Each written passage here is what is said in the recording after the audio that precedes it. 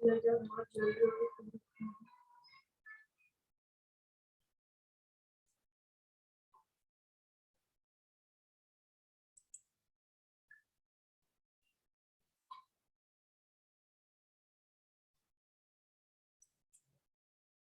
Students, myself doctor Avdhesh Kumar Dubey. Students, आज जिस विषय पर हम चर्चा कर रहे हैं वो विषय है व्यापारिक बैंक। इसके पहले की क्लासेस में बैंक क्या होता है इससे जुड़ा हुआ अध्ययन हम लोगों ने किया था। बैंक वह संस्था थी जिसके बारे में अभी तक हम लोगों ने अध्ययन किया था जो मौद्रिक लेन देन का कार्य करती है। आज की क्लासेज में उस बैंक के उस शाखा के बारे में चर्चा करेंगे जो हमारे व्यवहारिक लेन देन में शामिल है। क्योंकि बैंक के बारे में जब बैंक का वर्गीकरण की चर्चा आपके साथ हुई थी तो उस दौरान बैंक कई प्रकार के होते हैं, इसके बारे में हमने चर्चा किया था। आज उसी प्रकारों में से जो पहला प्रकार है जिसे हम व्यापारिक बैंक कहते हैं, जिसे हम व्यावसायिक बैंक कहते हैं, उस बैंक के बारे में चर्चा करनी है जो हमारी आम दिनचर्या के साथ जुड़ा हुआ है, जो हमारे आम प्रयोग के साथ जुड़ा हुआ है। ऐसे बैंक के बारे में आज हमें चर्चा करनी है। तो आइए अपने इस लेक्चर को प्रारंभ करते हैं जिसका मूल विषय है व्यापारिक बैंक। छात्रों, व्यापारिक बैंक जो व्यवसाय से जुड़ा हुआ, जो व्यापारिक गतिविधियों से जुड़ा हुआ बैंकिंग का कार्य करेगा, ऐसे बैंक को व्यापारिक बैंक के रूप में हम शामिल करते हैं। ऐसे बैंक को व्यापारिक बैंक के रूप में हम परिभाषित करते हैं। आइए देखते हैं व्यापारिक बैंक की परिभाषा क्या है। सामान्य रूप में व्यापारिक बैंक की अगर परिभाषा दिया जाए या व्यापारिक बैंक को परिभाषा के रूप में स्पष्ट किया जाए तो यह कहा जाता है कि बैंक वह संस्था है जो मुद्रा का लेन देन करती है, या व्यापारिक बैंक के बारे में कहा जाए जिसको हम वाणिज्यिक बैंक भी कहते हैं, जिसे हम कॉमर्शियल बैंक भी कहते हैं। तो वाणिज्यिक बैंक अथवा कॉमर्शियल बैंक उन बैंकों को कहते हैं जो धन जमा करते हैं, व्यवसाय के लिए ऋण देते हैं, या धन जमा करना और व्यवसाय जैसी सेवाओं का संपादन करते हैं। इन्हें वाणिज्यिक बैंक या व्यावसायिक बैंक या व्यापारिक बैंक भी कहा जाता है। व्यापारिक बैंक लोगों के रुपए को जमा के रूप में स्वीकार करता है, और जब उन्हें मुद्रा की जरूरत पड़ती है, जब उन्हें धन की जरूरत पड़ती है, जब उन्हें ऋण की जरूरत पड़ती है, तो उन्हें वापस उधार के रूप में, ऋण के रूप में या उनकी जमा राशि के रूप में उस पैसे को वापस करता है। वर्तमान समय में व्यापारिक बैंक साख निर्माण का भी कार्य करता है, जिसे आप चेक के द्वारा, जिसे आप क्रेडिट कार्ड के द्वारा, जिसे आप ऋण के द्वारा, ओडी के द्वारा भी आप कह सकते हैं। तो इस प्रकार की सुविधाओं का भी संपादन इन्हीं व्यापारिक बैंकों के द्वारा किया जाता है। इन तमाम चीजों को देखने के बाद संक्षेप में हम कह सकते हैं कि व्यापारिक बैंक वह संस्था है जो लाभ कमाने के उद्देश्य से लोगों की जमाओं को स्वीकार करती है तथा लोगों को जब ऋण की आवश्यकता होती है तो उन्हें ऋण प्रदान करती है। ऐसा कार्य करने वाली संस्था को, ऐसे कार्य करने वाली इकाई को हम व्यापारिक बैंक के रूप में या व्यापारिक बैंक के नाम से जानते हैं। छात्रों, अब आते हैं इन बैंकों का कार्य क्या है। क्योंकि मूल आज के क्लासेस का मूल उद्देश्य यही था कि व्यापारिक बैंक के फंक्शंस क्या हैं, इन फंक्शंस के बारे में अध्ययन करना, व्यापारिक बैंक के कार्य क्या है, इन कार्यों के बारे में अध्ययन करना। तो आइए देखते हैं व्यापारिक बैंक के कार्य क्या हैं। छात्रों, व्यापारिक बैंकों के कार्य को सामान्यतः अध्ययन की दृष्टि से 3 भागों में हम विभाजित करते हैं। पहला है मुख्य कार्य, जिसको हम लोग primary function of the commercial banks कहते हैं। दूसरा है गौण कार्य, जिसको हम लोग secondary function of the banks कहते हैं। और तीसरा हमारा है सहायक कार्य है, जिसको हम हेल्पिंग फंक्शन या ऑक्सिशियस फंक्शन ऑफ द बैंक्स कहते हैं, सहायक कार्य के रूप में व्यापारिक बैंकों के भूमिका के रूप में। आइए एक एक करके इन कार्यों की व्याख्या करते हैं। पहला कार्य है हमारा मुख्य कार्य, जिसके लिए इन बैंकों की स्थापना की गई है। छात्रों, व्यापारिक बैंक के मुख्य कार्य को, जो इसका प्राइमरी फंक्शन है, उसे 2 भागों में हम बांटते हैं। पहला जमा स्वीकार करना, जैसा कि व्याख्या में भी हमने आपके साथ कहा था कि इस बैंक का प्रमुख कार्य क्या है, जमा को स्वीकार करना। दूसरा कार्य क्या है, ऋण देना। जो अगर आपसे पैसे को जमा किया है तो उसे, उस पैसे से लाभ कैसे कमाएंगे, जिनकी आवश्यकता है, जिनकी ऋण के लिए आवश्यकता है, उन्हें ऋण देकर के, उनसे इंटरेस्ट लेकर के वो लाभ की प्राप्ति करता है। यह भी मैंने आपके पिछले क्लासेस में आपसे चर्चा किया था कि ऋणदाता से ये अधिक रेट ऑफ इंटरेस्ट चार्ज करते हैं, और हमारे जमा पर ये हमें उसकी तुलना में कम रेट ऑफ इंटरेस्ट देते हैं। जो बीच का अंतर होता है वही इनके लाभ होते हैं। तो ऋण देना और जमा स्वीकार करना, यही इनका 2 प्रमुख कार्य है। जमा स्वीकार करने के कार्य को आता हूं, किस किस प्रकार, किन किन हेड में किस किस प्रकार की संपत्तियों को ये जमा करने की परमिशन देते हैं, किस प्रकार की संपत्तियों को ये जमा करते हैं, उससे संदर्भित जो इनके खाते हैं, उससे संदर्भित जो इनके काम है, उनकी चर्चा आपके सामने। छात्रों, बैंकों के में जब हम अपने पैसे को धन जमा करने जाते हैं, पैसे को जमा करने जाते हैं बैंकों में, तो ये अलग अलग प्रकार के धन जमा की सुविधा हमें उपलब्ध कराते हैं। सबसे पहला जो सुविधा ये उपलब्ध कराता है, जिसे समय जमा खाता आप कह सकते हैं, या जिसे सावधि जमा खाता कहते हैं। एक समय विशेष के लिए हम जब पैसे को जमा करते हैं तो सावधि जमा खाता कहलाता है। अर्थात निश्चित समय के लिए जमा खाते में जब लोग अपने धन को जमा करते हैं तो इसे सावधि जमा खाता कहते हैं। इस खाते के अंतर्गत लोगों को अपने पैसे जमा करने के बाद जमा की रसीद भी प्राप्त हो जाती है। इस रसीद पर जमाकर्ता का नाम, जमा किए गए धन की राशि, ब्याज की दर, जमा की अवधि के बारे में लिखा होता है कि इतने समय के बाद यह जमा धनराशि आपकी कितने धन के रूप में आपको वापस होगी। इस खाते के अंतर्गत धन में जमा की गई अवधि जितनी लंबी होगी, ब्याज उतना ही ज्यादा मिलेगा, क्योंकि बैंक को उतने समय तक के लिए पैसे को प्रयोग करने की बात हो जाएगी, प्रयोग करने के लिए समय मिल जाता है। इसलिए इसको टाइम डिपॉजिट भी कहते हैं, सावधिक जमा खाता के रूप में भी हम इसे मान के चलते हैं। ये सबसे पहला खाता है। मैक्सिमम बैंक जो कॉमर्शियल बैंक से इसी प्रकार के जमा को स्वीकार करने की वरीयता देते हैं, ताकि उन्हें पैसे को एक लंबे समय तक के लिए प्रयोग करने की समय सीमा मिल जाती है। दूसरा जो खाता है छात्रों, चालू जमा खाता, जिसको हम लोग कहते हैं करेंट डिपॉजिट खाता कहते हैं। मूलतः यह व्यापारियों के लिए होता है। चालू जमा खाता के अंतर्गत जमाकर्ता को यह सुविधा दी जाती है कि वो जितनी बार चाहे अपने पैसे को जमा कर सकता है तथा आवश्यकता पड़ने पर अपने पैसे को निकाल सकता है। इस प्रकार की जमाओं पर बैंक सामान्यतः ब्याज नहीं देते हैं। इस खाते में रुपया हमेशा चेकबुक के द्वारा ही निकाला जा सकता है। यह इस प्रकार के खाते हैं। आज के वर्तमान परिवेश में जो व्यावसायिक वर्ग है, जो व्यापारी वर्ग है, उसके लिए जो खाते खोले जाते हैं वो इसी प्रकार के खाते होते हैं। व्यवसायी को फायदा इस खाते से इसलिए होता है क्योंकि जब वो इस प्रकार के खाते का संचालन करता है तो दूर तक के भुगतान को करने में उसे सहजता मिल जाती है, और साथ ही साथ उसके लेन देन का उसको यथेष्ट सूचना, यथेष्ट जानकारी, यथेष्ट आंकड़े मिल जाते हैं। इस प्रकार के खाते को ग्राहक या व्यवसायी ऑपरेट करना ज्यादा पसंद करता है। और ये प्रकार खाता चूंकि ब्याज मिलता नहीं है, इस नाते सामान्यतः व्यापारी वर्ग के लिए ये खाता उपयुक्त होता है। तीसरे खाते की बात छात्रों हम कर सकते हैं, जिसको हम लोग बचत खाता कहते हैं, जिसके बारे में हम सब फैमिलियर हैं। और मैक्सिमम जो एक आम व्यक्ति है, जो एक आम उपभोक्ता है, एक आम बैंक का ग्राहक है, वो इसी प्रकार के खाताओं में इंटरेस्ट रखता है। इस खाते में बैंक लोगों की छोटी छोटी बचतों को प्रोत्साहित करने के लिए एक खाता की खोलने की सुविधा प्रदान करता है। इस खाते में रुपया एक निश्चित मात्रा तक ही निकाला जा सकता है। अगर एक निश्चित मात्रा से अधिक आप रुपया निकालते हैं तो बैंक उसके लिए आपसे इंफॉर्मेशन कलेक्ट करता है। आपको पहले बैंकों को बताना पड़ेगा कि आप कितना पैसा आप कब निकाल रहे हैं। इसके निकालने की एक नियम होती है, एक सीमाएं होती हैं, जबकि जमा करने की कोई सीमा नहीं है। आप जितने भी बार चाहे पैसे को जमा कर सकते हैं, क्योंकि इसका नाम ही बचत खाता है, सेविंग को डिपॉजिट करने का खाता है। तो इसीलिए इस प्रकार के खाता में सेविंग पर्पज होने के नाते इस खाता को बचत खाता के रूप में कहा जाता है। इसके लिए आप उस देश के नागरिक हो और उस बैंक में खाता अगर आप खोलते हैं तो किसी भी प्रकार के खाते को संचालन के लिए बैंक आपको सुविधा देती है, बशर्ते आपके पास खाता खोलने का यथेष्ट जो डॉक्यूमेंटेशन है वो होना चाहिए। अब आते हैं चौथे खाते के बारे में छात्रों, जिसे होम सेफ बचत खाता कहते हैं, गृह बचत खाता के रूप में भी आप कह सकते हैं। ये एक नई बचत की प्रक्रिया है। 20वीं सदी तक यह कमोबेश बैंक ये सुविधा नहीं देती थी। आधुनिक समय में बैंकों ने इस सुविधा को प्रदान करना प्रारंभ कर दिया है। इस खाते के अंतर्गत बैंक जमाकर्ता को उसके घर पर गुल्लक की सुविधा प्रदान करता है तथा गुल्लक की चाबी बैंक अपने पास रखता है। इससे खाते में जमा करता अपनी छोटी छोटी बचतों को जमा करता रहता है तथा कुछ समय बाद जब जमा करता बैंक के में जाकर के अपने गुल्लक को जमा करता है तो उस खाते में जितना जमा राशि रहती है उस पैसे को बैंक उसके खाते में डिपॉजिट कर देती है। इसका मतलब आप ये कह सकते हैं कि इसको मिनी बैंक पॉलिसी भी आप कह सकते हैं।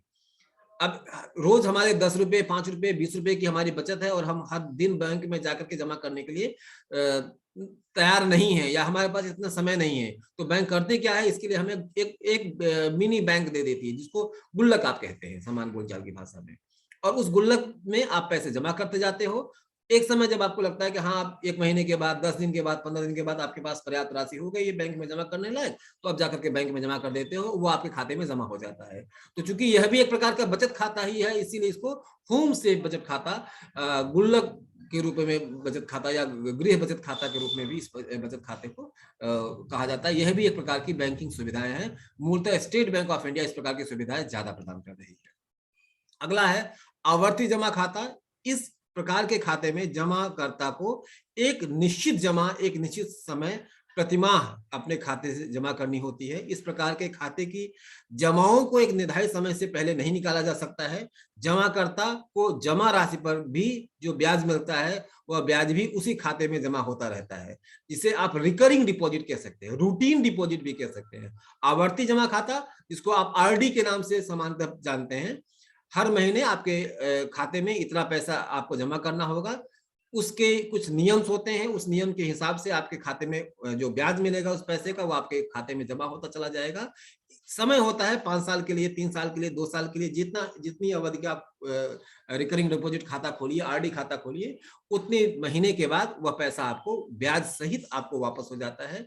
इस प्रकार के खाते को हम सूक्ष्म बचतों को प्रोत्साहित करने वाले खाते के रूप में मानते हैं। तो ये 5 प्रकार के जो सेविंग खाते हैं, ये बैंक के द्वारा जमाकर्ता के रूप में, जमा खाता के रूप में स्वीकार किया जाता है। आइए छात्रों, अब हम ऋण प्रदान करने वाले खाते के बारे में चर्चा करते हैं, जिस प्रकार से बैंक अपने ग्राहकों को ऋण प्रदान करता है। तो पहला छात्रों, बैंकों का प्रथम कार्य यद्यप जमा स्वीकार करना है, तो दूसरा प्रमुख कार्य क्या है? इसका ऋण प्रदान करना। और ऋण भी बैंक अपने खाते के रूप में ही प्रदान करता है। तो आइए नगद जमा ऋण के खाते के बारे में जानते हैं। जिस खाते में आपने पैसे जमा किया है, उस खाते के अगेंस्ट वो आपको ऋण कैसे उपलब्ध कराता है। सामान्यतः यह मर्चेंट अकाउंट पर ज्यादा होता है, करंट अकाउंट पर ज्यादा होता है। उस खाते को हम लोग नगद जमा ऋण खाता कहते हैं। इस प्रकार के ऋण खाते के अंतर्गत ऋणी को एक निश्चित जमानत के आधार पर एक निश्चित जमा राशि निकालने का हक मिलता है। इस खाते में ऋणी एक सीमा के अंतर्गत रुपया जमा भी करता रहता है और उसकी आवश्यकता अनुसार ऋण भी निकालता रहता है। इसको नगद जमा ऋण खाता कहते हैं, जिसको आप ईएमआई कह सकते हैं, इंस्टॉलमेंट खाता कह सकते हैं। आपने बैंक से कुछ पैसे, आपके खाते हैं बैंक में, और बैंक से आपने कुछ पैसे उधार ले लिया। उधार के बाद बैंक आपकी ईएमआई बना देती है। उस ईएमआई के रूप में आपको पैसे जमा करने रहते हैं, और उस खाते से आपने जो पैसा ऋण लिया है वो आपका उसके साथ एडजस्ट होता रहता है। इसे नगद जमा ऋण खाता, इसको आप कह सकते हैं डिपॉजिट डेबिट अकाउंट भी आप कह सकते हैं के रूप में कहा जाता है। कैश डिपॉजिट लोन्स अकाउंट कहते हैं इसे। आइए दूसरे खाते की बात करते हैं, ओवरड्राफ्ट खाता की बात कहते हैं। ओवरड्राफ्ट अधिकर्षण खाता आप कह सकते हैं इसे। बैंकों में जिन जमाकर्ताओं का चालू खाता होता है, वे बैंक से एक समझौते के अनुसार अपनी जमाओं से भी ज्यादा पैसे निकालने के अधिकारी होते हैं। बैंक उनके ईयरली ट्रांजैक्शन को, मंथली ट्रांजैक्शन को ऑब्जर्व करते हुए उनकी एक राशि निर्धारित कर देती है, जिसको हम कैश लिमिट कहते हैं, नगद क्षमता, नगद सीमा कहते हैं। उस राशि तक अगर उनके खाते में पैसे नहीं भी जमा है, तो उनके पिछले रिकॉर्ड को देखते हुए या उनके बैंक और कस्टमर के बीच में जो हुए डील है उसको देखते हुए बैंक उतने राशि तक का भुगतान उन्हें एज ए ऋण के रूप में प्रदान कर देता है। तो इसी नाते इसको हम ओवरड्राफ्ट खाता भी कहते हैं। जो राशि जमा करता अपनी जमा से अधिक बैंक से निकालता है, उसे हम ओवरड्राफ्ट कहेंगे, और उतनी धनराशि एक निश्चित समय की अवधि में उस खाता धारक को जमा करनी होगी, और नहीं होने पर उस पर ब्याज की फिर शर्तें लागू होती हैं, उस पर इंटरेस्ट लगाने की शर्तें लागू होती हैं। ये ओवरड्राफ्ट खाता का एक सिस्टम है जो बैंक के द्वारा अपने ग्राहक को प्रदान किया जाता है। तीसरा है छात्रों ऋण अथवा अग्रिम खाता, जिसको हम लोन अकाउंट कहते हैं। इन ऋणों को एक निश्चित समय के लिए ही दिया जाता है। बैंक ऋण के खाते से एक निश्चित रकम एक साथ जमा कर देती है, और इस खाते में ऋणी को स्वीकृत की गई तुरंत बाद ही ब्याज लगना शुरू हो जाता है, और खाते में जमा ऋण को ऋणी भी निकाल सकता है। अब जैसे मैंने बैंक से 1 लाख रुपए का लोन लिया, तो बैंक 1 लाख रुपए का पैसा हमारे अकाउंट में डाल देगी, उस 1 लाख रुपए को मैं निकाल लिया। अब उसी जिस दिन मैंने पैसे को निकाला, या जिस दिन बैंक ने हमें पैसे डिपॉजिट किए निकालने के लिए, उस दिन से उस पर ब्याज चार्ज होना शुरू हो जाएगा। ब्याज और ऋण के साथ हमें पैसे को बैंक को जमा करना पड़ेगा। बैंक ऋण देने से पहले हमारी साख को देखती है, हमारी अस्तियों को देखती है। कई बार बैंक हमारे उस ऋण के लिए हमसे सिक्योरिटी डिपॉजिट भी कराती है, इसीलिए इसको ऋण अथवा अग्रिमी, मतलब लोन्स अथवा एडवांस अकाउंट के रूप में भी इस खाते को जाना जाता है। ये हमारे ऋण खाता का है। अगला है छात्रों सरकारी प्रतिभूतियों में निवेश। कई बार ऐसा होता है कि बैंक सरकारी प्रतिभूतियों को स्वीकार भी लोगों का रुपया उधार दे सकती है। जैसे हमने एडवांस हमने एलआईसी ली हुई है, और एलआईसी की बॉन्ड्स को हमने बैंक में जमा कर दिया, और उस बॉन्ड्स के बदले बैंक ने हमको ऋण दे दिया, तो इसको कहते हैं सरकारी प्रतिभूतियों में निवेश के अगेंस्ट खाता, या इसको हम लोग कह सकते हैं कि जो हमने डिपॉजिट किया है लोन्स अगेंस्ट डिपॉजिट खाता। अगर हमने कोई LIC ली हुई है या हमने कोई बैंक में RD किया हुआ है, बैंक में हमने कोई FD किया हुआ है और FD को हम बीच में ब्रेक नहीं कराना चाहते हैं, तो जो हमारी उस FD की राशि है उसको बैंक में जमा करके उसके अगेंस्ट हम खाता ले ले रहे हैं, इसे हम कहते हैं सरकारी प्रतिभूतियों के अगेंस्ट निवेश खाता या ऋण खाता।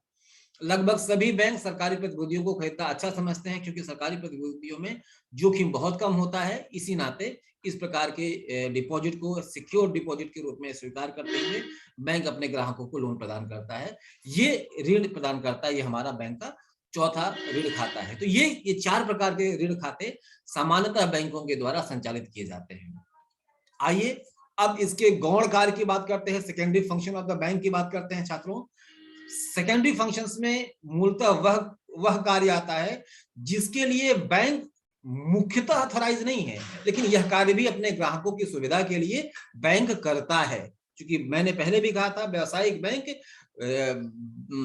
मुद्रा संबंधी, रुपया संबंधी या मौद्रिक संबंधी लेन देन का व्यवसायी है, तो वह अपने ग्राहकों को इससे संबंधित सुविधा प्रदान करने के लिए इस प्रकार की सुविधाएं प्रदान करता है। आइए देखते हैं बैंक गौण कार्यों के अंतर्गत कौन कौन से कार्य को संपादित करता है। व्यापारिक बैंक अपने ग्राहकों को विभिन्न मदों में एकत्रित जो धन है उसको एकत्रित करने की सुविधा प्रदान करता है तथा उसका भुगतान भी करता है। छोटे छोटे बचतों को विभिन्न मदों से एकत्र करना, चाहे वो रिकरिंग डिपॉजिट, मंथली डिपॉजिट, तमाम प्रकार के इस प्रकार के मदों से स्वीकार करता है।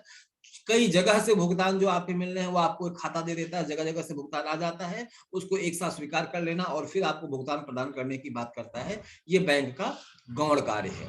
साथ ही साथ छात्रों, यह बैंक अपने ग्राहकों के लिए विभिन्न प्रकार की प्रतिभूतियों को खरीदने का कार्य और बेचने का भी कार्य करता है। अगर हमें कोई संपत्ति खरीदनी है तो मेरे बिहाफ पर बैंक उस संपत्ति का मूल्य भुगतान करता है, और अगर हम कोई संपत्ति बेच रहे हैं तो मेरे बिहाफ पर उस वस्तु की कीमत को स्वीकार करने का भी कार्य करता है। व्यवसायी मूलतः इसी प्रकार के कार्यों को करते हैं। व्यवसायी ने किसी वस्तु को क्रय किया और बैंक को चेक काट कर दे दिया कि इस वस्तु का भुगतान कर दिया जाए। कहीं से कोई सामान बेचा तो उसने बैंक को अपना अकाउंट दे दिया, जिसने उसके सामान को क्रय किया है वो उसका भुगतान उनको प्रदान करेगा। तो इस प्रकार से बैंक अपने कस्टमर्स के बिहाफ पर संपत्तियों को क्रय करने का और विक्रय करने का भी कार्य करता है। कई बार जब क्रेता किसी संपत्ति को खरीदने के जाता है तो बैंक से इवैल्यूएशन कराता है, उसका वैल्यूएशन कराता है, मूल्यांकन कराता है, इसकी बाजार कीमत क्या है, और बैंक उसको सजेशन भी देता है। तो यह भी सहायक कार्य के रूप में, गौण कार्य के रूप में बैंक अपने कस्टमर के लिए सुविधा प्रदान करता है। तीसरा कार्य है छात्रों, बैंक अपने ग्राहक के कहने पर उसकी संपत्तियों के ट्रस्टी अथवा प्रबंधक के रूप में भी कार्य करता है। जब हम किसी संपत्ति पर बैंक से लोन लेते हैं तो बैंक उस संपत्ति का तब तक ट्रस्टी अथवा प्रबंधन करता होता है जब तक कि हम उसके ऋण की वापसी नहीं करते हैं। इसके अलावा कई बार हम अपने ऑर्गेनाइजेशन में बैंक को भी एक पार्टी के रूप में शामिल कर लेते हैं। सामान्यतः ऐसी स्थिति में बैंक से ट्रांजैक्शन आसानी से हो जाता है या बैंक से आसान किस्तों पर उस फर्म के डेवलपमेंट के लिए ऋण की प्राप्ति हो जाती है। तो बैंक अपने कस्टमर्स के लिए यह सुविधा भी प्रदान करने का कार्य करता है। व्यापारिक बैंक विदेशी मुद्रा का क्रय विक्रय कर अंतर्राष्ट्रीय व्यापार को भी बढ़ाने का कार्य करता है। क्योंकि कई अवस्था में विदेशों से होने वाले भुगतान को, व्यापार को करने के लिए बैंकिंग इकाइयों की आवश्यकता होती है, और बैंक अपने गौण कार्यों के अंतर्गत, अपने सहायक कार्यों के अंतर्गत अंतर्राष्ट्रीय व्यापार में भी अपनी भूमिका अदा करता है। यह भी एक प्रकार के बैंक के सहायक कार्यों में शामिल किया जाता है छात्रों। अगला है, बैंक अपने ग्राहकों को लॉकर की सुविधा भी उपलब्ध कराता है। संपत्तियों को सेव करने के लिए लॉकर्स की सुविधा भी उपलब्ध कराता है। उस लॉकर्स को बैंक कस्टमर से एक मिनिमम रेंट के रूप में उपलब्ध कराता है। उस लॉकर्स में हम बैंक को घोषित संपत्ति अथवा अघोषित संपत्ति को रखने की सुविधा प्राप्त करते हैं। घोषित संपत्ति हम बैंक को डिक्लेयर कर देते हैं कि हम इसमें यह संपत्ति रख रहे हैं, बैंक उसकी कस्टोडियन होता है, उसका निरीक्षण करता होता है। अथवा कई बार ऐसा होता है हम हिडन लॉकर्स लेते हैं, बैंक हमसे ये नहीं पूछता है कि आप उसमें क्या रखे हुए हैं, उसका हमसे स्पेस का रेंट लेता है और हम अपनी संपत्ति को उसके अंदर जमा करते हैं। तो इस प्रकार की भी सुविधाएं बैंक के द्वारा प्रदान की जाती है। इसे लॉकर सुविधा भी कहते हैं। यह भी बैंक के गौण कार्य के लिए। ऐसा बैंक के मेमोरेंडम में नहीं कि बैंक लॉकर की सुविधा उपलब्ध कराएगा ही कराएगा, लेकिन on the demand of the customers bank यह सुविधा भी प्रदान करता है। बैंक अपने ग्राहकों को व्यापारिक सूचनाएं और आंकड़े एकत्रित करके वित्तीय मामलों की सलाह भी देता है। कई बार ग्रामीण बैंक, रीजनल बैंक या केंद्रीय बैंक या तमाम प्रकार के व्यापारिक बैंक अपने कस्टमर से संबंधित आंकड़ों का संकलन करते हैं और संकलन करने के बाद आवश्यकता पड़ने पर उनको सूचनाएं भी प्रदान करते हैं। जैसे हमें किसी स्थान विशेष पर कोई निवेश का कार्य करना हो और हमने कोई एस्टिमेशन बना के रखा हुआ हो, और अब हम जब बैंक के पास लोन लेने जाते हैं, वो एस्टिमेशन हमारा सही है या गलत है उसका मूल्यांकन करने का काम, ऑडिट करने का काम भी बैंक करता है। तो ऐसी स्थिति में हम कह सकते हैं अगर बैंक के पास आंकड़े नहीं होंगे तो बैंक उसकी ऑडिटिंग सही तरीके से नहीं कर पाएगा। तो बैंक का यह एक और भी कार्य है। यद्यपि बैंक इसके लिए अथॉराइज केवल इसी कार्य करने के लिए निर्माण नहीं किया गया है बैंक का, लेकिन बैंक अपने चूंकि लेन देन करना है, मौद्रिक ट्रांजैक्शन में प्रतिभाग करना है, तो ऐसी सुविधा के लिए बैंक इस प्रकार के भी सुविधाओं को संपादित करने का कार्य करता है। ये बैंक के अगले गौण कार्य के रूप में छात्रों वर्णित किया जा सकता है। आइए देखते हैं इसके अलावा जो बैंक का सामाजिक कार्य है। चूंकि बैंक एक सामाजिक संस्था है, बैंक अपने सामाजिक दायित्व से अवमुक्त नहीं है, इसीलिए बैंक प्राथमिक कार्य और गौण कार्य के अलावा चूंकि समाज का एक अंग है, इस नाते बैंक सामाजिक सुविधाओं को भी, सामाजिक जिम्मेदारियों के भी संपोषण का कार्य करता है, जो बैंक के सामाजिक कार्यों के अंतर्गत आता है। वर्तमान समय में बैंक पूंजी निर्माण का कार्य बड़ी सुगमता से कर रहा है। इसी पूंजी निर्माण द्वारा किसी भी देश का आर्थिक विकास हो रहा है। अगर किसी देश के अंतर्गत पूंजी का निर्माण नहीं होगा तो देश का आर्थिक विकास नहीं होगा। छोटी छोटी पूंजियों को, ग्रामीण छोटे छोटे व्यक्तियों की छोटी छोटी बचतों को बैंक में जमा करना और उसे बड़े निवेशक को प्रदान करके बैंक बाजार में निवेश को बढ़ावा देना, यह भी एक प्रकार का सामाजिक आर्थिक सुधार का कार्य है जो बैंक के द्वारा किया जाता है। यह बैंक के सामाजिक विकास के कार्यों में प्रथम कार्य के रूप में वर्णित किया जा सकता है, प्रथम कार्यों के रूप में इसकी गणना की जाती है छात्रों। अगला कार्य है, बैंक द्वारा ही उद्यमियों को समय समय पर साख प्रदान करवाया जाता है। इस साख को प्रोत्साहन होकर के उद्यमी नव प्रवर्तन, नए निवेश या नए प्रकार की तकनीक को यूज करने में अपनी भूमिका अदा करता है या नई प्रकार की निवेश को करने के लिए प्रेरित होता है। तो बैंक का कार्य नव प्रवर्तन को भी प्रेरित करना है। जैसे एक निवेशक के दिमाग में कोई नई तकनीक के प्रयोग की बात है, लेकिन अगर उसके पास पूंजी नहीं है तो वो उस नई तकनीक को प्रयोग नहीं कर पाता है। ऐसी स्थिति में नव प्रवर्तन के लिए बैंक ऋण प्रदान करता है। तो पूंजी के अभाव में भी अगर बैंक उनको ऋण प्रदान करता है तो उद्यमी नए रिस्क को, नए जोखिम को वहन करने में सक्षम होता है। यह बैंक के इस कार्य के अंतर्गत छात्रों कंसीडर किया जाता है। अगला कार्य जो है बैंक का, बैंकों के द्वारा ब्याज की दर इस प्रकार निर्धारित की जाती है कि ताकि उद्यमियों तथा निवेशकर्ताओं को निवेश की प्रेरणा मिले।